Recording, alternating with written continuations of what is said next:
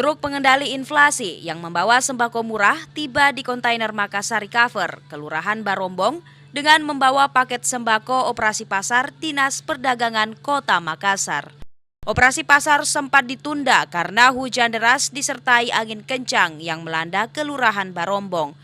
Namun hal ini tidak menyurutkan niat warga Barombong. Mereka nekat menembus hujan deras menuju kontainer kelurahan untuk mendapatkan sembako murah yang disediakan oleh Dinas Perdagangan Kota Makassar.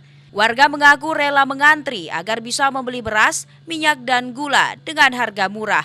Pasalnya saat ini harga sembako sangat mahal, ditambah minyak curah dan minyak kita saat ini sulit ditemukan. Jikapun ada, harganya jauh di atas harga eceran normal. Karena agak murah, lebih murah dari biasa ini dari toko. Iya, kalau ini kita beli harga berapa? 42.500. Kalau minyaknya? Kalau minyaknya 13. Kalau di luar kita beli berapa itu? Kalau minyaknya 14, 15 sekarang.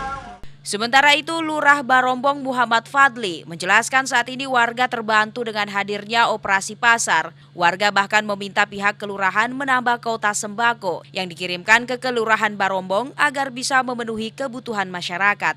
Jadi saya rasa warga sangat-sangat terbantu dengan program operasi pasar ini yang merupakan program pemerintah Kota Makassar dari inisiasi dari Bapak Wali Kota Makassar. Selanjutnya akan tetap berlangsung Posko Recover Center ini menjadi toko komoditi di masing-masing kelurahan. Sebanyak 20 karung beras isi 5 kilo, 24 liter minyak kita, dan 20 kg gula pasir yang disediakan untuk membantu masyarakat menghadapi lonjakan harga yang terjadi beberapa minggu ini. Mulyadi, Fajar TV dan Fajar Radio melaporkan.